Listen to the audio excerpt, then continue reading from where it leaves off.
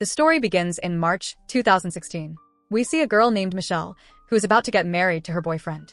Recently, she had a fight with her sister over something, after which Michelle packs all her belongings and leaves the house. While driving in her car, she gets a call from Ben, who asks Michelle to return home, but she cuts his call. She then turns on the radio, where, along with bad weather updates, a blackout is being talked about. Suddenly, her car meets with an accident, overturns, and falls into a ditch. When Michelle regains consciousness, she finds herself in a closed room. She has a drip in her hand, and her leg is injured and tied with an iron chain. Michelle assumes that someone has kidnapped her. She notices that all her belongings have been taken, except for her phone, which is still in the room. Using the floor stand, she brings her phone closer to her, but there is no signal inside the room. Michelle then hears someone approaching. A man named Howard opens the door and comes inside with food. Michelle becomes very scared upon seeing him.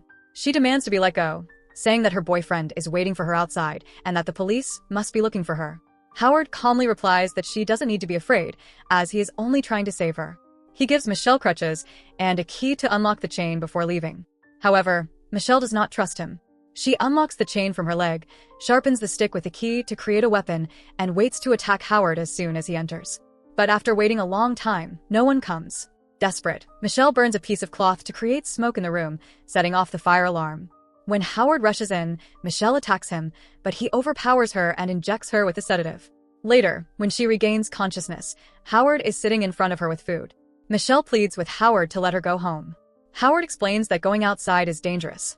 He reveals that a massive attack has occurred in the area, possibly nuclear or chemical, making it unsafe to leave the bunker. He claims that when he found Michelle unconscious after her accident, he brought her here to save her life. Howard insists she should be grateful for his help. Michelle asks to use Howard's phone to contact her family, but he says that everyone outside is dead due to radiation poisoning in the air. It could take years for the air to become safe again, so they must remain in the bunker. Suddenly, a noise is heard outside. Howard locks Michelle in the room and leaves to investigate. After a few hours, Michelle wakes up to the sound of what seems like a car passing overhead. She notices the door to her room is open and quickly ventures out. She discovers that Howard has stored a large supply of food in the bunker. She also meets Emmett, a man with a broken arm. Michelle asks Emmett to leave the bunker with her, but he believes the air outside is contaminated and that leaving would mean certain death. Howard soon returns and explains that the noise Michelle heard was caused by Emmett dropping some items. Howard gives Michelle a tour of the bunker, showing her its well-stocked supplies and entertainment facilities. However, there is only one bathroom, which is attached to Howard's bedroom. He insists Michelle use it without closing the door, as he does not trust her. Michelle finds this strange but complies, using the bathroom with a curtain for privacy. Suddenly, the lights start flickering, and Michelle again hears the sound of a car passing overhead. She mentions this to Howard, who dismisses it as the noise of the generator. Michelle suggests contacting the police, but Howard points to a nearby radio, which isn't picking up any signals. During their conversation, Howard mentions a girl named Megan who used to live with him. Michelle becomes increasingly suspicious of Howard's story. To convince her of the danger outside, Howard takes her to the bunker's exit door, which is heavily secured. Looking through the window, Michelle sees Howard's pets lying dead outside. When she asks what happened to them, Howard explains that they died from the poisoned air. Michelle also notices a truck parked nearby with dents and bloodstains on it. Later, Michelle meets Emmett and asks what he knows about Howard. Emmett, who has known Howard for a long time, tells her that Howard was in the Navy and had worked for the military. I used to work on satellites, but after moving here, he bought this farm. I also helped him build this underground bunker. Michelle tells Emmett that Howard is lying to them. She claims that Howard hit her car, causing the accident, and then kidnapped her while she was unconscious. She insists that everything Howard said about the nuclear attack is a lie. However, Emmett does not agree with Michelle because he recalls seeing a bright light in the sky, which convinced him that a big attack had indeed occurred far away. He says he came to the bunker to save his life and got injured in the process. Meanwhile, Howard arrives, likely having overheard their conversation. He says that the food is ready. When the group sits at the dining table, Emmett starts cracking jokes to lighten the tense atmosphere. Howard, however, does not appreciate his humor and sternly tells Emmett to eat quietly. Michelle gets an idea and begins flirting with Emmett to provoke Howard. As Michelle and Emmett laugh and joke, Howard becomes visibly jealous. When Michelle touches Emmett's hand, Howard loses his temper. He yells at Michelle, saying, "I gave you a place to live and food to eat. That doesn't mean you can insult me." But Michelle's real intention was to steal the keys from Howard's belt. As he moves closer to her, she discreetly takes the keys. She then apologizes to Howard, and the situation calms down. Once again, Michelle hears the sound of a car passing above the bunker. Seizing an opportunity, she attacks Howard and runs away.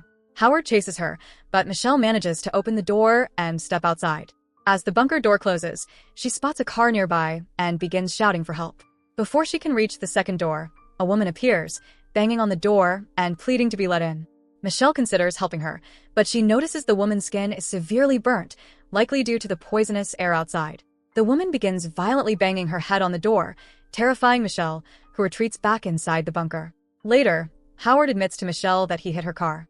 He explains that when the attack occurred, he was scared and desperate to return to his farmhouse. In his haste, he accidentally caused her accident. Afterward, he brought her to the bunker for safety. Howard gives Michelle some old clothes that belonged to Megan.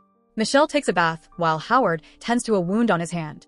Michelle then helps him with his injury. During their conversation, Howard reveals that Megan was his daughter and that she had dreamed of becoming an artist. However, his ex-wife took Megan to Chicago. Howard shows Michelle a picture of Megan, and Michelle starts believing his story. The atmosphere inside the bunker becomes more relaxed as the three of them begin working together, cooking, playing games, and watching TV to pass the time. One day, while drawing in a magazine, Michelle tells Emmett that she dreams of pursuing a career in fashion design. Suddenly, a loud noise shakes the bunker, and everything inside starts trembling. It sounds like a helicopter passing overhead, but Howard insists that the helicopter must belong to an enemy army patrolling the area. Having worked in the Navy for 14 years, he confidently states that the choppers do not belong to the American military. Abruptly, the air filtration system in the bunker stops working. Howard explains that if it isn't fixed soon, they will run out of breathable air. He chooses Michelle to restart the system, as she is thin enough to fit through the duct. With a flashlight in hand, Michelle crawls through the cramped space and eventually reaches the mechanical room. She manages to restart the air filtration system, but her attention is drawn to a ladder nearby. She climbs up and discovers a glass panel with the word "Help" scratched into it from the inside. The sight makes her head spin. As she climbs back down, Michelle finds a pair of earrings with blood on them.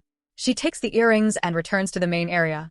When Howard is away, Michelle shows the earrings to Emmett, but he finds it hard to believe her suspicions. Michelle then shows him a picture of Megan, who is wearing the same earrings.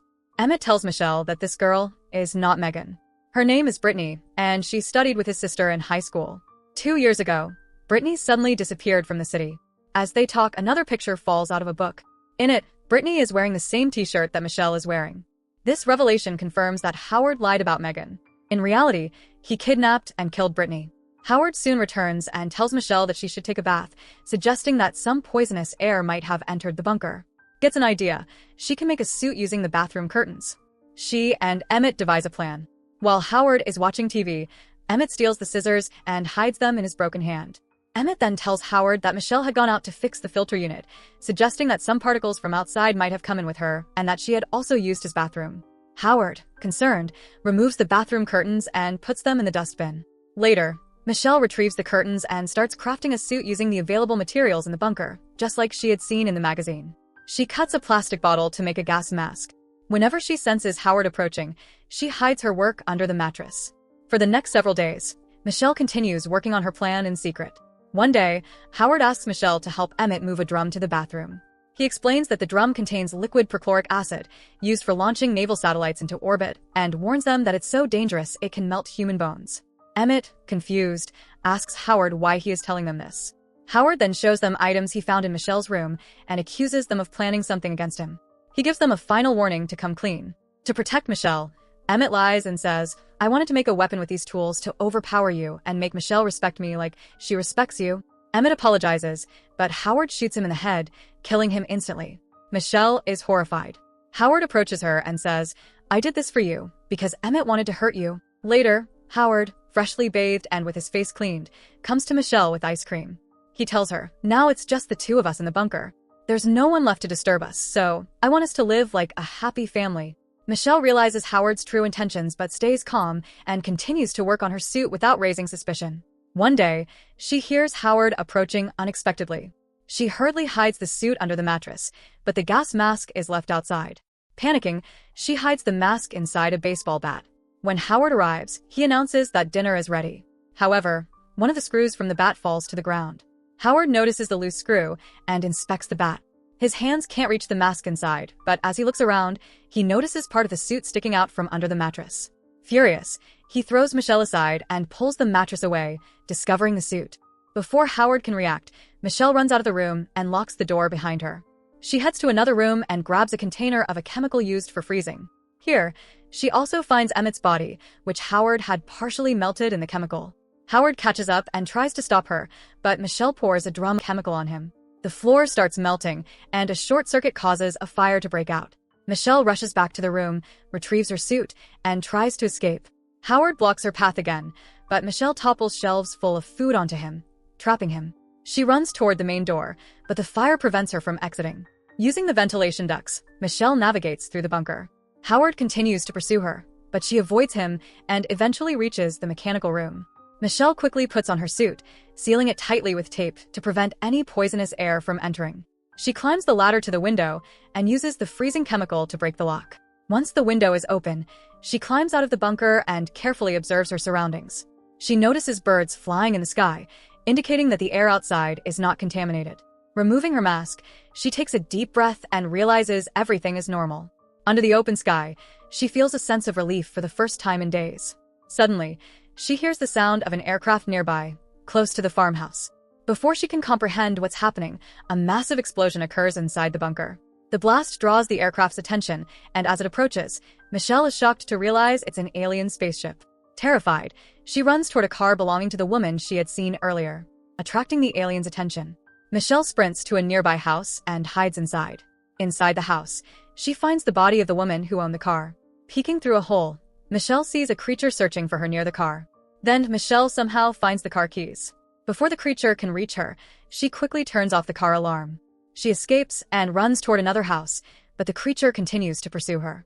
The alien spaceship then releases some kind of poisonous gas, but Michelle immediately puts on her gas mask, preventing the gas from affecting her. Suddenly, the creature attacks Michelle. To save herself, she hides inside a truck. However, the alien spaceship begins to pull the truck upwards. Inside the truck, Michelle finds a bottle of alcohol and a lighter. Using these, she improvises a bomb. As the truck approaches the alien ship, Michelle throws the bottle into a hole in the spaceship. The resulting explosion causes the spaceship to crash. Fortunately, Michelle survives the blast. Before anything else can happen, she manages to escape. She takes the car and drives away from the scene. As she drives, the mailbox breaks, revealing the address of the location, 10 Cloverfield Lane. After traveling a few kilometers, the car radio picks up a signal. On the broadcast, Michelle hears that the military has reclaimed the South Sea coast from the aliens. The announcer also mentions that some people are still trapped and in urgent need of medical assistance. Hearing this, Michelle turns the car toward Houston, deciding to help those in need and continue fighting the aliens. With this brave decision, the movie ends. So that's it. Hope you enjoy the story. Subscribe and press the bell icon for more videos.